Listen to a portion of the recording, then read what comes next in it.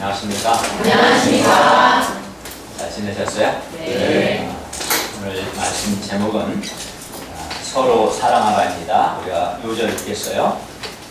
요한복음 13장 14절입니다. 13장 14절 시작. 너희가 저와 또는 선생이 되어 너희 발을 씻었으니 너희도 서로 발을 씻어주는 것이 옳으니라. 기도하겠습니다. 오늘 오신 주님, 오늘도 살아계신 하나님께 예배 드릴 수 있는 은혜를 주셔서 감사합니다. 주님께서 이 자리에 임재하셔서 우리 각 사람을 만나주시고 죄와함을 용서하시며 하나님의 말씀으로, 생명의 말씀으로 우리 영혼을 소성시키시고 생명과 은혜를 공급해 주시기를 간절히 기도합니다. 아멘. 예수님의 이름으로 기도하였습니다. 아멘. 요한복음 13장 오늘 본문 말씀은 예수님과 제자들과의 관계, 그리고 또 제자들 상호 간의 관계에 관한 말씀입니다. 예수님과 제자들의 관계와 또 제자들 상호 간의 관계에 관한 말씀이고, 그리고 이 두 관계의 핵심은 사랑입니다. 그래서 예수님은 세상에 있는 자기 사람들을 사랑하시되 본문을 보면 끝까지 사랑하셨고, 또 제자들에게도 예수님께서 제자들을 사랑하신 것처럼 서로 사랑하라고 말씀하셨어요. 그러니까 사람이 건강하고 행복한 것은 다른 말로 말하면 관계가 바르다는 것을 의미하는데, 관계의 핵심은 예수님과 신자들의 관계, 또 신자들 상호 간의 관계입니다. 그리고 이 관계의 핵심은 사랑이라고 할 수 있습니다. 오늘 말씀 중에서 예수님께서 세상에 있는 자기 사람들을 어떻게 사랑하셨는가를 배워 우리도 예수님께서 우리를 사랑하신 것처럼 서로 사랑할 수 있기를 기도합니다. 네. 1절을 보십시오. 때는 6월절 전이었어요. 예수님은 자기가 세상을 떠나 하나님 아버지께로 돌아가실 때가 이른 줄 아셨어요. 예수님 죽으심이 임박한 것을 아셨고, 게다가 2절을 보면 마귀가 벌써 시몬의 아들 가룟 유다의 마음에 예수님을 팔려는 생각을 넣었습니다. 이는 예수님의 죽으심이 임박했음을 의미합니다. 3절을 보십시오. 저녁 먹는 중 예수님은 아버지께서 모든 것을 자기 손에 맡기신 것과 또 자기가 하나님께로부터 오셨다가 하나님께로 돌아가실 것을 아셨습니다. 자기가 곧 죽으실 것을 아셨습니다. 예수님은 이제 인류의 죄를 대속하기 위해서, 즉 인류의 죄를 예수님 자신이 대신 갚으시기 위해서 십자가에서 죽으셔야만 했어요. 십자가에서 이 죽음을 앞둔 예수님의 마음은 어떻게 했어요? 우리가 12장과 또 여러 복음서를 보면 이때 예수님의 마음은 매우 부담스럽고 고통스럽고 힘드셨음을 알 수 있습니다. 그리고 사람이 이제 자기 마음이 굉장히 부담스럽고 고통스럽고 괴로우면 마음에 여유가 없어서 다른 사람을 돌아보지 않습니다. 지금 예수님의 상태가 그러했어요. 근데 예수님은 1절 하반절을 보면 세상에 있는 자기 사람들을 사랑하시되 끝까지 사랑하셨어요. 그러니까 자신의 십자가의 죽음을 앞두고 예수님이 마지막으로 하신 게 뭐냐면, 지금까지 자기 세상에 있는 자기 사람들을 사랑하셨고 또 끝까지 사랑하셨다. 그래서 우리가 알 수 있어요. 여기서 세상에 있는 자기 사람들은 하나님께서 택하셔서 예수님께 맡기신 세상에 있는 예수님의 사람들, 즉 예수님의 양들을 가리킵니다. 그리고 끝까지라는 이 말은 시간적, 양적 두 가지 의미가 다 있는데, 끝까지 사랑했다는 말, 끝까지라는 말은 시간적으로는 정말 말 그대로 끝까지 라는 의미가 있고, 또 양적으로는 충분히, 더 이상 이렇게 보탤 수 없을 만큼 충분히라는 의미가 있어요. 그러나 예수님이 이렇게 세상에 있는 자기 사람들을 끝까지 사랑하셨는데, 끝까지 사랑한다는 것은 매우 어려운 일입니다. 왜 그러겠어요? 우리가 어떤 사람을 사랑하는데 끝까지 사랑하기가 힘들어요. 그래서 중간에 이혼도 하고 중간에 서로 헤어지기도 하고 또 그런 일이 얼마나 많습니까? 그러니까 끝까지 사랑하는 것은 아주 어려운 일입니다. 왜 그럴까요? 왜냐하면 처음에는 사랑했는데 서로 관계를 맺다 보면 반드시 상대방에게 실망할 때가 와요. 실망하고 또 상처받고 그럴 때가 오게 되고 이제 그러면 끝까지 사랑하기가 어렵고 그때 이제 상처받고 실망하면 사랑하다가 그 사랑을 중단하게 돼요. 그렇죠? 그래서 끝까지 사랑하는 것은 매우 어렵습니다. 대부분의 사람들의 사랑은 끝까지 사랑하지 않고 사랑하다가 대부분 중단합니다.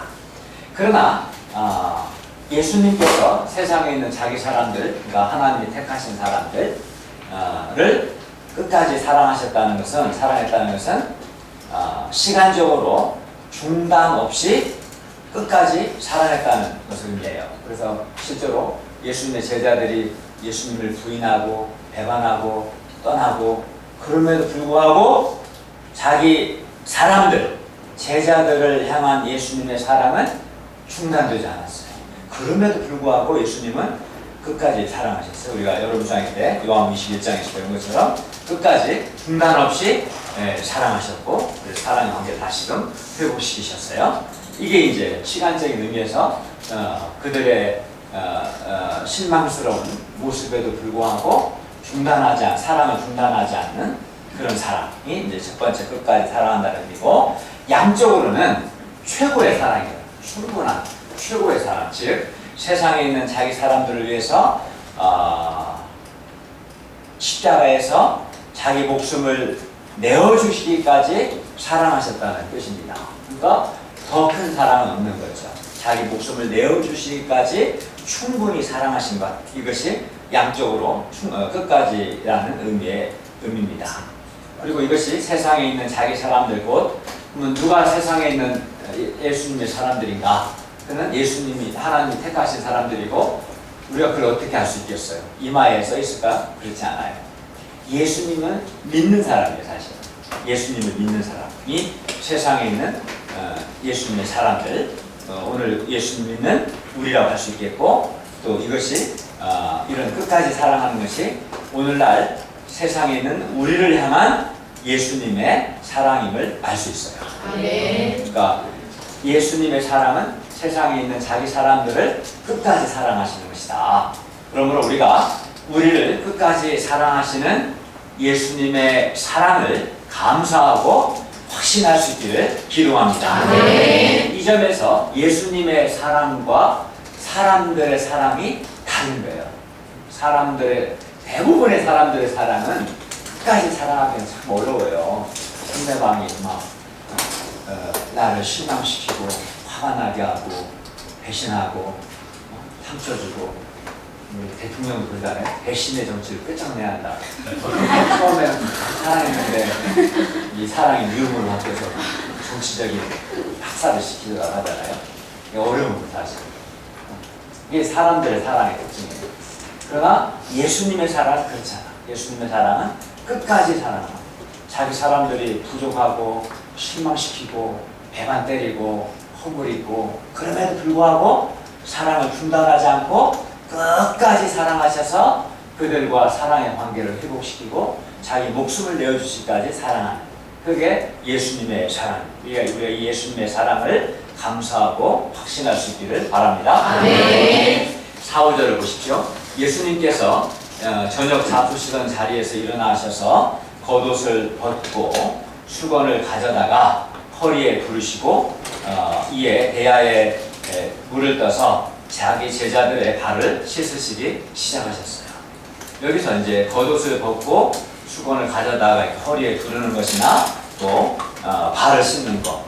발을 씻으려면 무릎을 꿇어야겠죠, 그죠? 서서 상대방 발 어떻게 씻겠어요?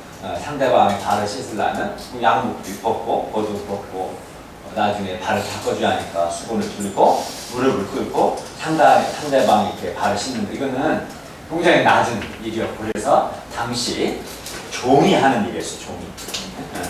그러나 예수님은 종이 아니고 오히려 제자들의 주요 선생임에도 불구하고 제자들의 발을 씻어주셨어요.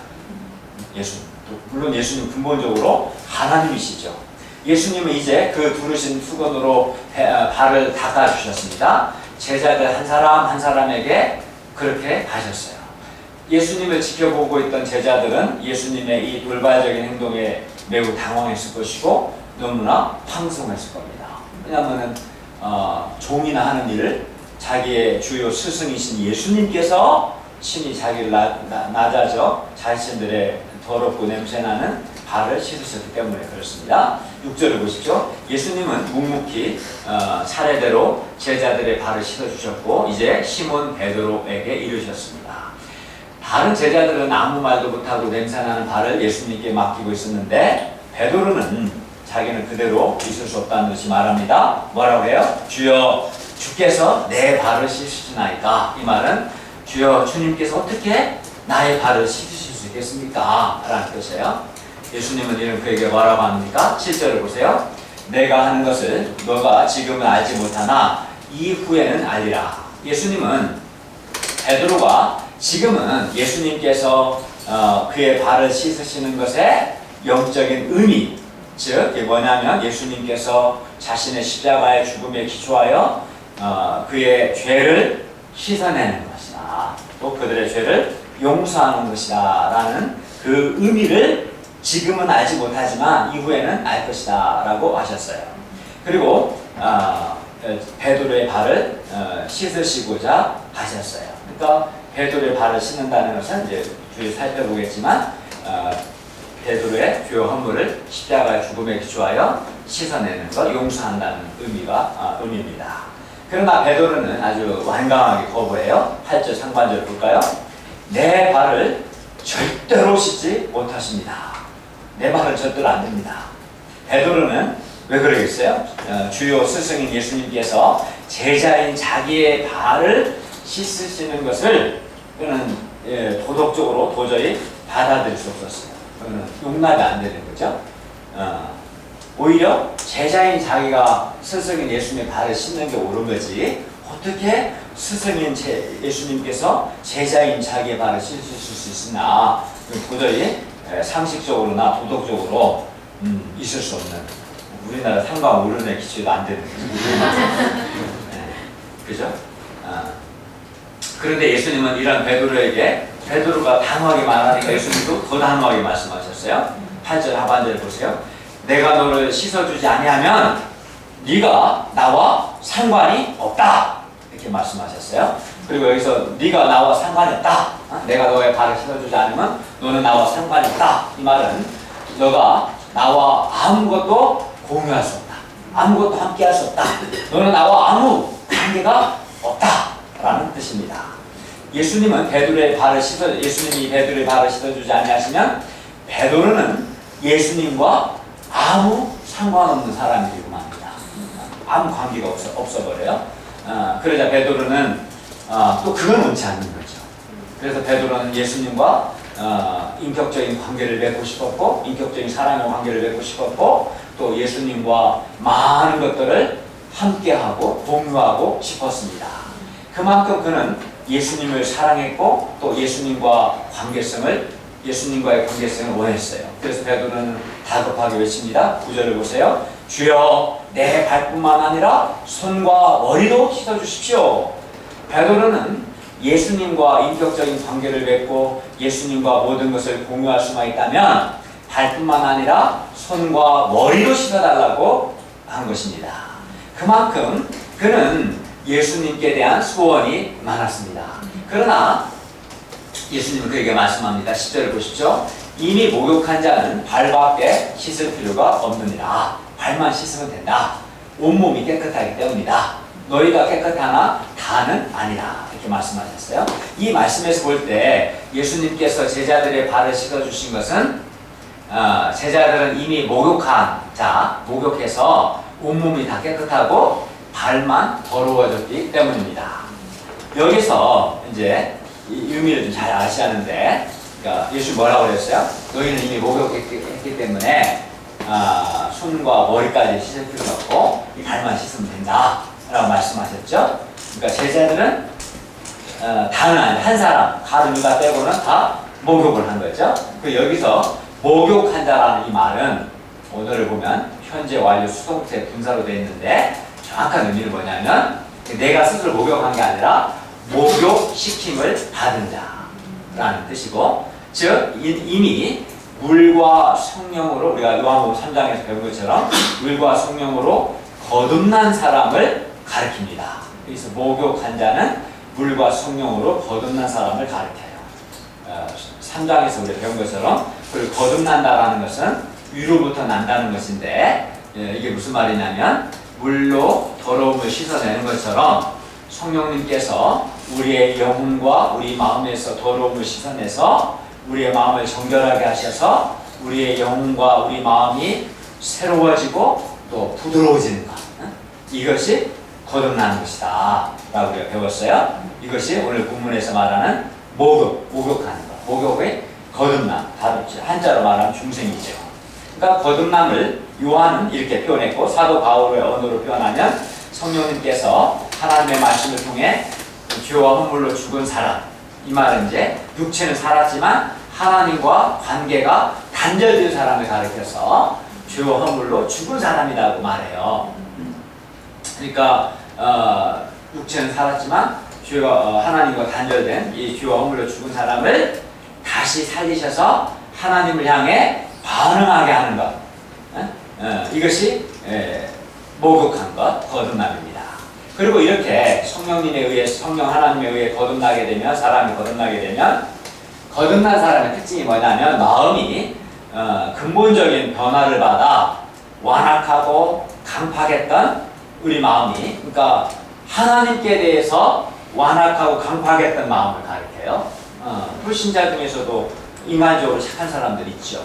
인간적으로는 되게 착한데 하나님께 대해서는 어때요? 마음 완악하지, 강팍했지. 근데 이렇게 성령님에 의해 거듭난 사람은 마음의 근본적인 변화를 받아서 완악하고 강팍했던 마음이 부드러워지고 새로워져요. 그래서 하나님께 순종하고 하나님께서 보내신 예수님을 영접하게 됩니다. 이것이 이제 성경이 말씀하는 거듭남, 목욕한 것. 목욕했다는 것은 물과 성령으로 거듭난 것이요, 거듭난 것은 성령 하나님이 우리 마음과 영혼을 정결하게 하시고 부드럽게 하시고 또 허물과 죄를 죽은 사람을 다시 살리셔서 하나님께 반응하게 하시고, 그래서 하나님께 순종하고 예수님을 영접하는 삶을 살게 하는 것, 이게 거듭난 거죠. 그러니까 어떤 사람이 거듭났나 안 거듭났나는 자체는 눈에 보이지 않지만 좀 그런 특징들이 나타나요. 그러니까 과거에는 하나님께 대해서 굉장히 불신앙적인 반응했던 사람이 그러지 않아요. 거듭난 사람은 믿음과 순종으로 반응하게 되죠. 그런데 이 거듭남, 목욕한 것이 거듭난 건데, 이 거듭남은 일생에 딱 한 번 있는 거예요. 딱 한 번. 그러므로 거듭남, 즉 목욕은 일생에 한 번만 하면 되는 겁니다. 그런데 우리 예수님을 믿는 사람은, 예수를 믿는 우리는 이미 목욕한 사람들입니다. 이미 거듭난 사람들이에요. 그러니까 목욕한 사람은 다른 말로 하면 거듭난 사람이고, 이걸 다른 말로 표현하면 정말 예수님을 나의 하나님으로, 나의 그리스도로 믿는 사람들이에요. 그러므로 목욕했기 때문에 발만 씻으면 되는 거예요. 이런 사람들은. 그리고 여기 그러니까 목욕을 안 한 사람, 즉 거듭나지 않은 사람은 목욕을 해야 돼. 거듭나야 돼요. 그러나 이미 정말 거듭나서 마음이 부드러워지고 새로워지고, 그래서 예수님을 믿는 사람은 목욕은 이제 더 이상 할 건 없고 발만 씻으면 됩니다. 그럼 발만 씻는다는 건 뭘까? 아까 목욕한다는 것은 거듭남을 의미한다고 우리가 설명했어요, 지금까지. 그러면 발만 씻는다는 건 뭐겠어요? 발만 씻는다는 것은 이런 거예요. 이미 거듭난 사람들이 일상생활에서 짓는 죄를 용서받음으로 깨끗하게 되는 것을 의미합니다. 그러니까 일상생활 속에서 반복되는 나의 죄를 용서받아서 깨끗하게 되는 것을 발만 씻는 것으로 표현하신 거죠. 그러나 거듭나는 것도 이렇게 발을 씻는 것, 그러니까 거듭나는, 목욕하는 것은 거듭나는 것이고, 발을 씻는 것은 일상적인 반복적인 죄들을 용서받는 것인데, 이거 다 거듭나는 거나 죄를 용서받는 거나 다 발 씻는 거나 다 예수님의 십자가의 대속의 죽음을 통해서만 가능합니다. 그러니까 사람이 예수님의 십자가의 죽음이 우리를 거듭나게 할 뿐만 아니라 우리의 일상생활에서 짓는 죄를 씻어줍니다. 그래서 기독교 신앙의 핵심은 예수님의 십자가의 죽으심이죠. 예수님의 십자가 죽으심에 근거해서 성령님이 우리를 거듭나게 하시고 우리의 죄를 용서하시고, 그러므로 베드로는 이제 발 씻음을 받아야 돼요. 그래야 예수님의 죄 용서의 은혜를 덧입고, 발을 씻는다는 것은 반복되는 죄와 허물을 용서받음으로 씻음받는 거니까, 그래야 예수님의 죄 용서의 은혜를 덧입고 예수님과 인격적인 관계를 맺게 됩니다. 그러므로 예수님께서 제자들의 발을 씻어주신 것은 예수님의 십자가의 대속의 죽음, 대속이란 말은 대신 죄를 갚으신다, 그런 말이겠죠. 십자가의 대속의 죽음을 근거로 제자들의 죄를 용서하고 죄를 씻어 주신 것입니다. 그게 제자들의 죄를 용서하고 죄를 씻어 주신 것, 이게 발을 씻어 주신 것입니다. 예수님은 제자들의 발을 씻어 주시는 그 행동을 통해서 씻어 주심으로써 십자가 죽으심을 통한 구속이 제자들에게 가져올 결과, 즉 뭐냐면 죄를 씻어 주시고 죄를 용서해 주신 것을 미리 보여주신 거지. 그러니까 예수님이 사실 다음날 십자가에 죽으시는데, 십자가의 죽음을 통해서 제자들의 죄와 허물을 용서하시고 그들을 깨끗하게 하시는 것이죠. 그것을 제자들의 발을 씻어주심을 통해서 상징적으로 미리 보여주신 거예요. 그게 이제 오늘 본문에서 예수님께서 제자들의 발을 씻어주신 것의 구원론적인 가장 중요한 의미예요, 사실은.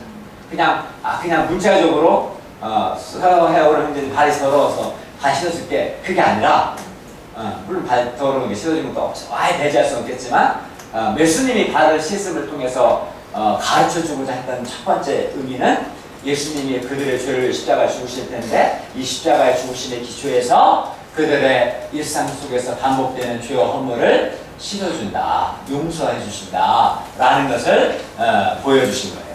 이게 첫 번째죠. 그리고 예수님의 이 발 씻음은 예수님의 낮아지심, 또 자기 희생, 십자가의 죽음을 통한 섬김을 보여주는 것이기도 합니다. 제자들을 향한 예수님의 이 사랑이, 자기 사람들을, 세상에 있는 자기 사람들을 끝까지 사랑하신 예수님의 사랑이 제자들의 발을 씻는 것을 통해서 나타났죠. 하지만 이러한 예수님의 사랑을 거절하는 사람이 있으니 그가 누굴까요?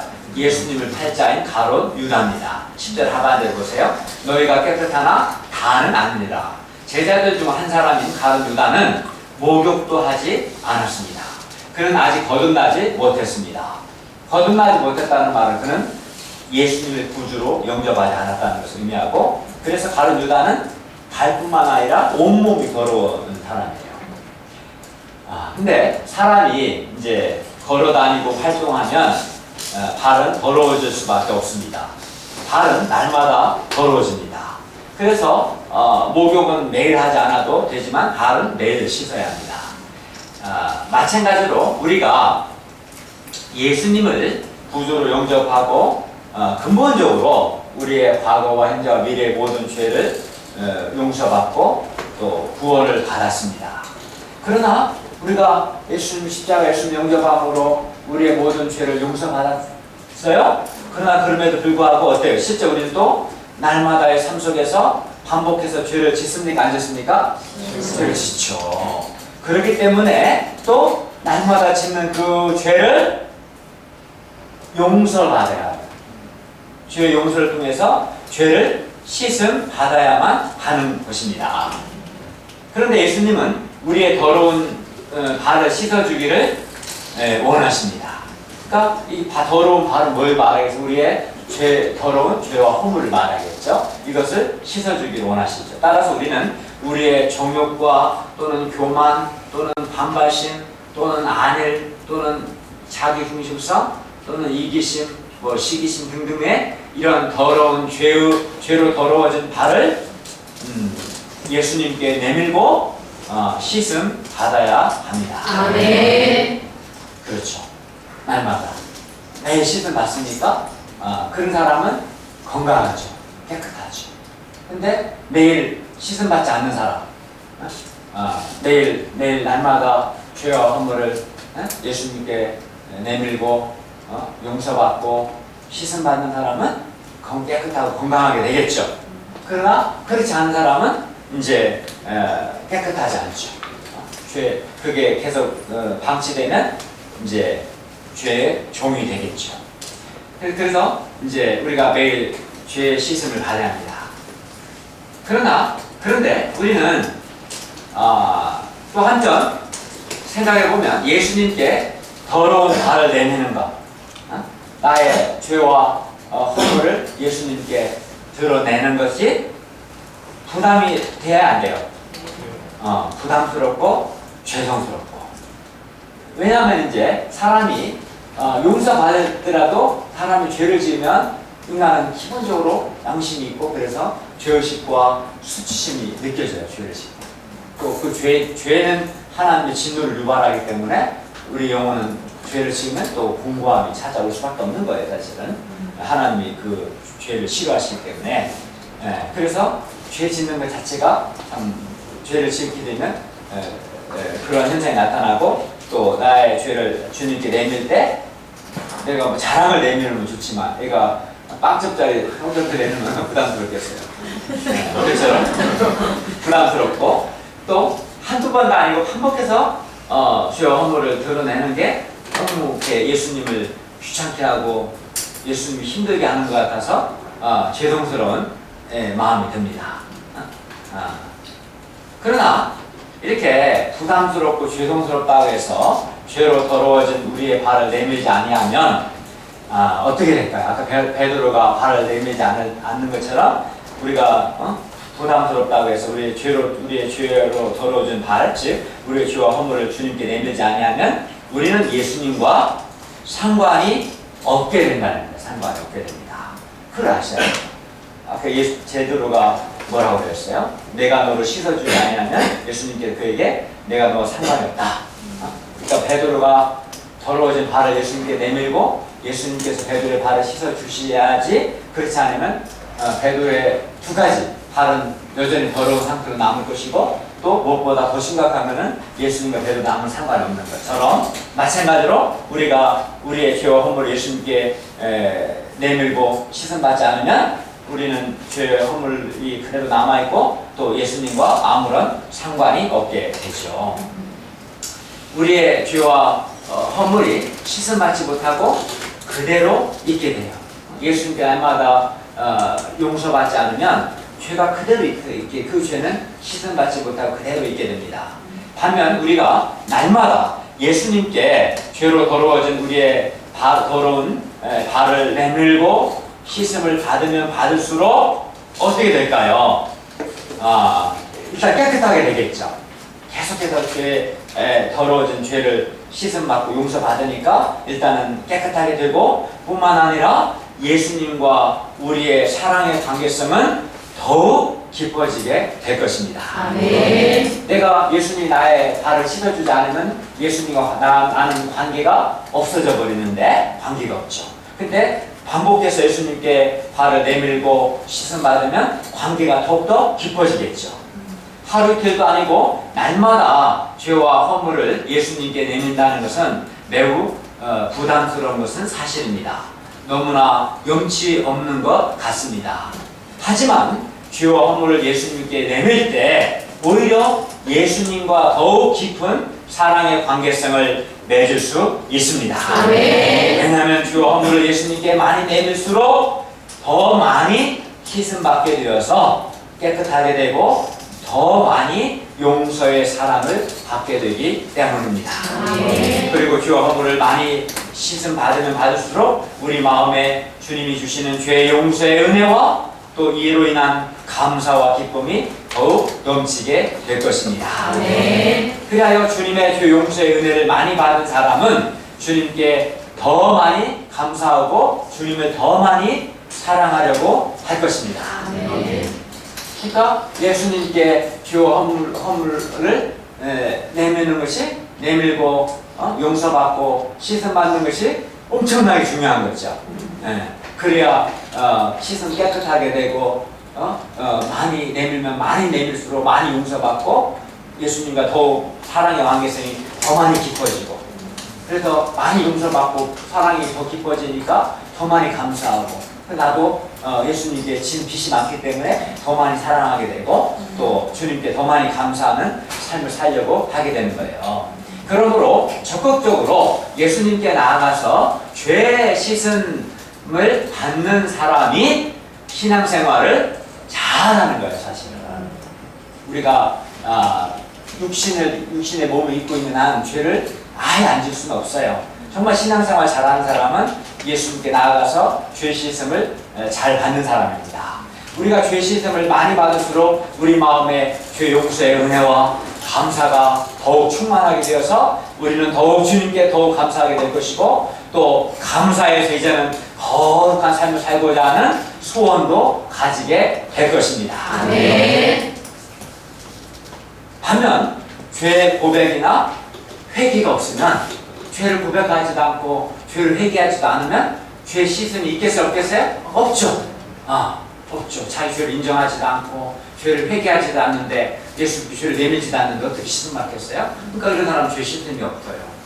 또 죄 씻음, 죄 용서가 없으면, 그러니까 죄 사함의 은혜와 감사도 없겠죠. 그러니까 감사도 없고 또 죄 용서받은 기쁨도 없게 될 것입니다. 무엇보다 예수님과 인격적인 관계도 없게 될 것입니다. 물론 죄는 그대로 남아있을 것이고 그대로 쌓여나갈 것입니다. 그래서 어느 순간 그 사람은 죄의 노예가 되어버려요. 죄가 일상이 되어버리는 비참한 사람이 되어갈 겁니다. 그리고 무엇보다 예수님과 인격적인 관계가 없게 됩니다. 그러다가 점점점 예수님과 그 사람은 멀어지게 될 것이고 멀어지게 될 것입니다. 그러므로 우리가 예수님께 우리의 죄와 허물을 내밀고 씻음 받음으로 예수님과 사랑의 관계가 더욱 깊어지고 깨끗하게 되기를 간절히 기도합니다. 아멘. 이것이 예수님께 발을 내미는, 우리의 죄와 허물을 내밀고 용서받고 씻음 받는 것의 의미입니다. 예수님은 제자들의 발을 다 씻어주신 후에 옷을 다시 입으시고 앉아 제자들에게 말씀합니다. 12절 하반절에서 15절을 읽겠습니다. 내가 너희에게부터 15절까지 읽겠습니다. 시작. 내가 너희에게 한 것을 너희가 아느냐. 너희가 나를 선생이라 부르는 줄 아니 너희가 이르노라. 내가 그러하다. 내가 주와 또는 선생이 되어 너희 발을 씻었으니 너희도 서로 발을 씻어주는 것이 옳으니라. 내가 너희에게 한 것 같이 너희를 편하게 하여 오늘 부르노라. 예수님께서 제자들의 발을 씻으신 것은 십자가 사건을 통한 죄의 용서를 미리 보여주는 구속사적인 측면이 있음을 이미 봤어요. 그러니까 그냥 그 발 씻어주는 것을 문자적으로 먹으면 안 되고, 예수님이 제자들의 발을 씻어주신다는 것은 자신의 십자가의 죽음에 기초하여 제자들의 죄와 허물을 용서하고 씻어주는 구원사적인 의미가 있다. 우리가 그걸 다 봤어요. 지금까지 본 게 그겁니다. 근데 이런 구속사적인 측면만 있는 것이 아니에요. 제자들도 예수님께서 제자들의 발을 씻어주신 것처럼 제자들도 서로가 서로의 발을 씻어주도록 하기 위해 예수님께서 제자들에게 본을 보이신 실천적인 측면도 있어요. 그러니까 두 가지 측면이 다 있는 거지. 예수님이 제자들의 발을 씻어주신 것은 예수님의 십자가의 죽음에 기초하여 제자들의 반복된 죄와 허물을 용서하시는 그런 의미도 있고, 이렇게 본을 보여주시고 제자들의 발을 씻어주심을 통해서 제자들 상호 간에 서로가 서로의 발을 씻어주도록 하도록 하기 위한 본을 보이는 어떤 실천적인 측면도 있습니다. 즉 선생이요 주님이신 예수님께서 제자들의 발을 씻어주셨으니 제자들도 서로 발을 씻어주는 것이 옳다는 거예요. 그죠? 더 높으신 선생님 주님이신 예수님이 발을 씻어주셨기 때문에 그들도 발을 씻어주신 옳다. 또 그들도 서로 발을 씻어주도록 하기 위해서 예수님께서 본을 보여주신 것이다. 이것이 이제 오늘 말씀이 갖는 두 번째 의미입니다. 예수님은 제자들의 주요 선생이었지만 종과 같이 낮아지셔서, 그러니까 발을 씻었다는 당시 종이 되었다는 것이죠. 종과 같이 낮아지셔서 제자들의 발을 씻어주셨어요. 그래서 발을 씻어준다는 것은 예수님의 그런 낮아지심, 또 제자들을 섬겨주셨다, 그런 의미고 의미입니다. 그러나 그렇게 한다고 해서 예수님이 이렇게 자기를 낮추시고 또 제자들을 섬겨주셨다고 해서 제자들이 예수님보다 더 크거나 더 높은 것은 물론 아닙니다. 그렇죠? 지위가 달라지진 않아요. 사실은 뭐 사장님이 평직원의 발을 씻어준다고 해서 평직원이 사장이 되고 사장이 평직원이 됩니까? 그 신분, 그 질서가 바뀌진 않아요. 사실은. 네.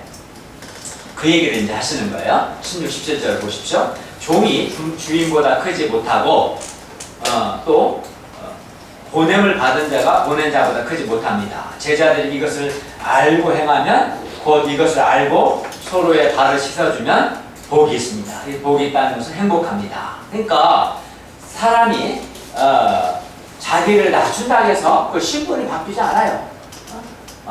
자기가 낮기 때문에 낮추는 것이 아니라 분명 자기가 뭐 지위가 높거나 질서가 높지만 그럼에도 불구하고 자기를 낮추고 다른 사람을 섬기면 복이 있다. 거기에 행복이 있다고 말씀합니다. 또 하나님께서 그런 사람에게 복을 주십니다. 예수님은 제자들을 사랑하시되 중단 없이 십자가에서 또 자기 목숨을 내어주시기까지 끝까지 사랑하셨습니다. 주와 선생이 되어 제자들의 발을 씻어주셨습니다. 그러므로 제자들도 서로 발을 씻어주는 것이 옳습니다. 그리고 여기서 서로 발을 씻어주는 것은 우리가 지금 살펴본 것을 좀 다시 정리한다면, 첫째는, 그러니까 발을 씻어준다는 것은 첫째는 낮아짐과 겸손으로 서로를 섬기고 서로를 위해서 사랑의 수고와 희생을 하는 것을 의미합니다. 그러니까 발을 씻어주라는 것은 낮아지고 또 섬기고 또 상대방을 위해서 실제적인 사랑의 수고와 희생을 하라는 의미입니다. 그러므로 제자들도 예수님께서 그들의 발을 씻어준 것 같이 서로 발을 씻어줘야 하고, 이는 제자들도 서로 자기를 낮추고 다른 사람을 섬기는 것, 또 다른 사람을 위해서 사랑의 수고를 하고 희생하는 것을 의미합니다. 그리고 이렇게 할 때, 이렇게 발을 씻어줄 때 서로, 즉 이렇게 자기를 낮추고 다른 사람을 위해서 수고하고 사랑의 수고를 하고 희생할 때 모두가 살아나게 될 것입니다. 그런 모임은 굉장히 은혜롭지 않겠어요? 네. 서로 그러나 그렇게 하지 않고 서로 다른 사람이 내게 종이 되어서 나의 종이 되어 나를 섬기기를 바라면 서로 요구하고 갈등하고 판단하고 정죄하게 되어 심하면 그 제자 공동체는 분열하고 파괴됩니다. 그러니까 오늘 말씀도 당연히 어떻게 우리가 받아들여야겠어. 내가 이 말씀을 순종해서 예수님께서 나의 발을 씻어주신 것처럼 나도 나를 낮추고 다른 사람의 발을 씻어줘야겠다. 자기를 낮추고 겸손히 섬기고 또 사랑에 수고하고 희생해야겠다. 이렇게 적용해야지. 이 말씀을 이게 말씀 있으니까 배한다고 너 나한테 내 발을 씻어. 그렇게 이해한데 그러지 않지만 약한 인간이지. 말씀을 악용하는 좀 나쁜 놈이죠. 안되는 그럴 일이 없겠지만 하나님 말씀은 내가 받아들여 순종해야 할 말씀이지 다른 사람을 판단 정죄하는 그 이용하라는 게 아니죠. 그죠? 그런 아주 궤변이죠. 그런 데들은 그런 게 아니고요. 그게 이제 서로 요구하고 갈등하고 판단 정죄하는 거지. 그렇게 요구하면 안 돼요. 그거에 대해서. 그러라고 예수님 말씀하신 게 아니라 내가 말씀 순종, 내가 나를 낮추고 다른 사람을 위해 수고하고 희생하고 섬기라.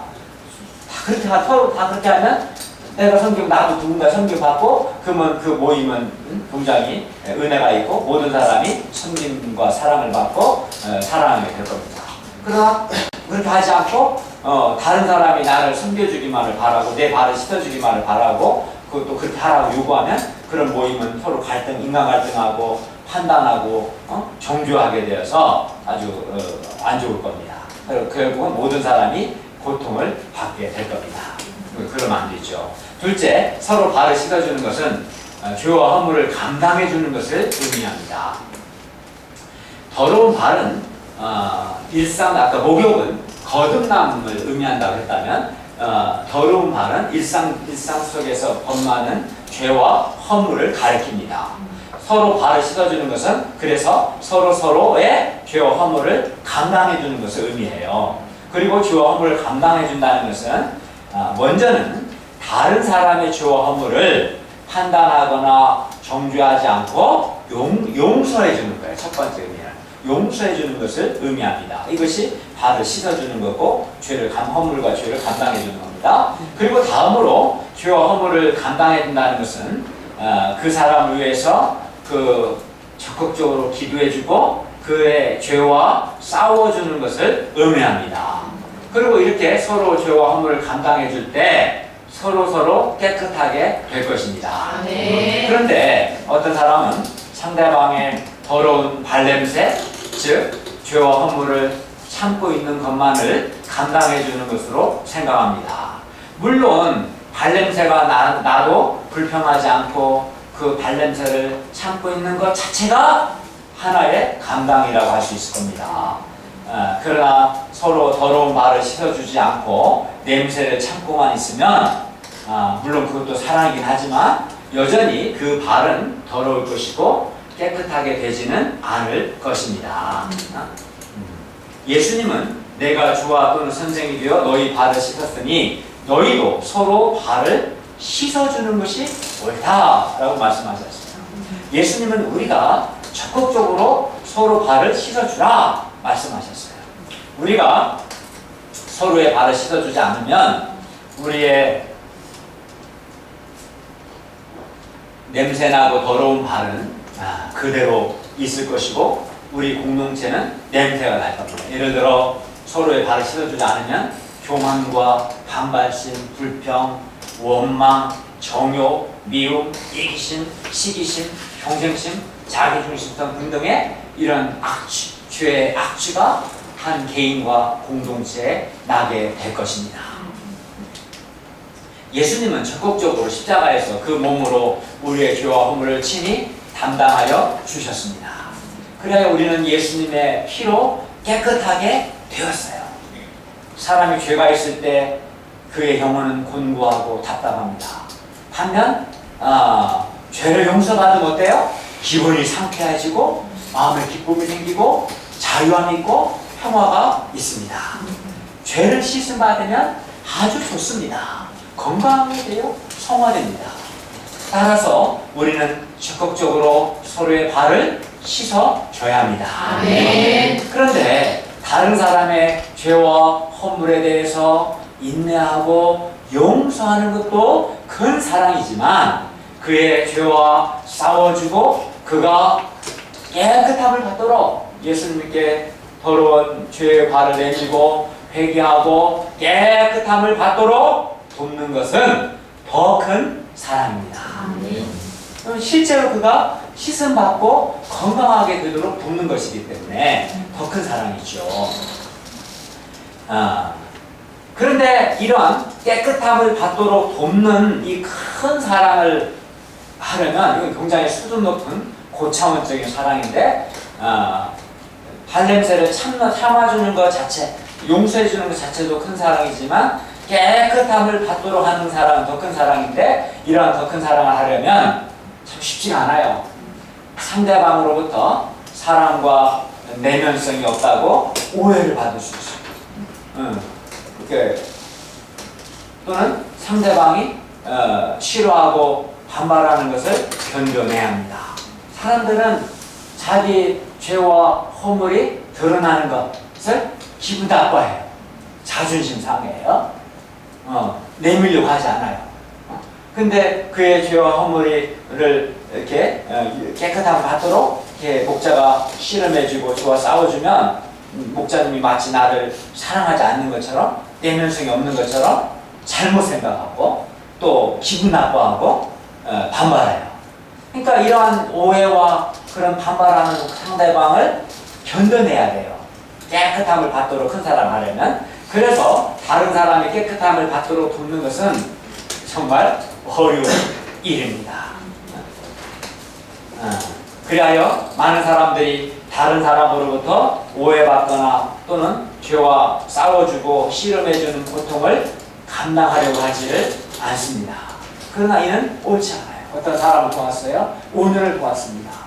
그냥 그 용서해주는 걸 참아주는 것도 큰 사랑이죠. 그러나 그는 시선받지 않습니다.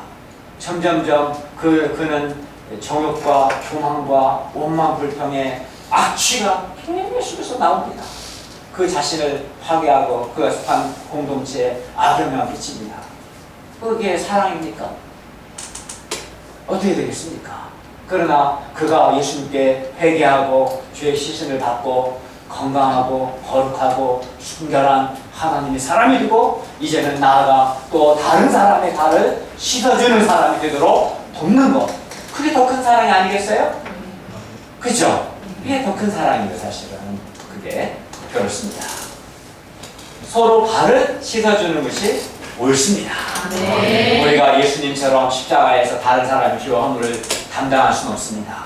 그러나 그 사람을 용서해주고 그를 위해 기도해주고 때로는 권면도 해주고 그래도 안 되면 사랑으로 훈련도 하고 책망도 할 수 있습니다. 그의 죄와 씨름하고 싸워줄 수 있습니다. 그리고 이렇게 하는 것이 서로 발을 씻어주는 것입니다. 예수님이 제자들의 발을 씻어주신 결과 제자들은 거룩한 하나님의 사람들이 되었고 그 시대 양무리들의 더러운 죄의 발을 씻어주는 사람들이 되었습니다. 이것이 건강하고 바람직한 거고 예수님의 목표인데 사실은. 네? 5년 신앙생활한 지 1년이 지나고 1년은 이해하지만 5년이 지나고 10년이 지났는데도 여전하다면 되겠습니까? 정신 차려야죠.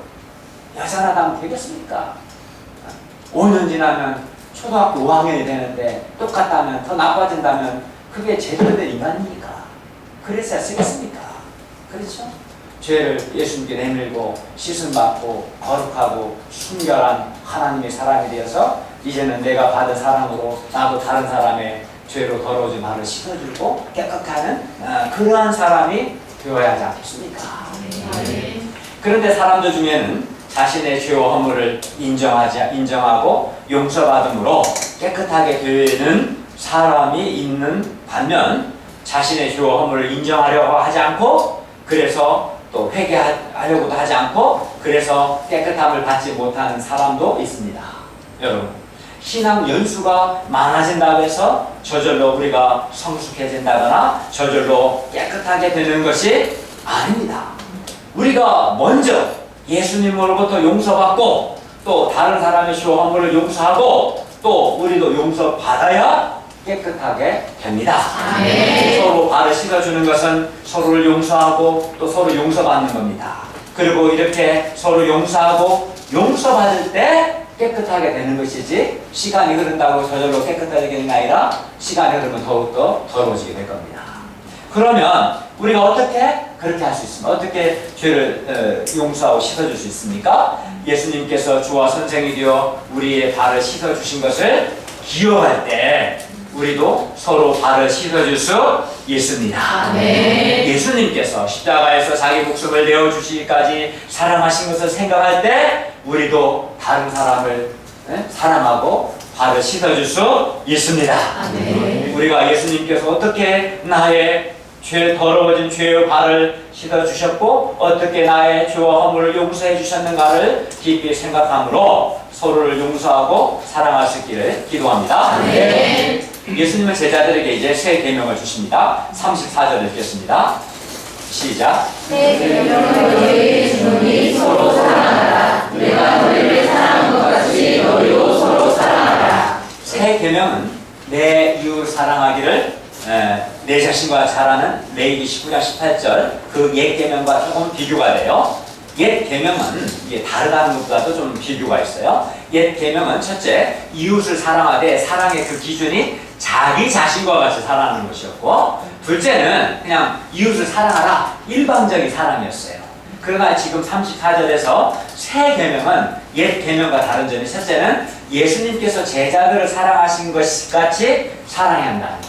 예수님의 사랑이 기준이 되는 거고, 둘째는 일방적이 아니고 서로 사랑하라. 서로 사랑하라. 이것이 세계론의 특징이에요. 서로 사랑해야 돼요.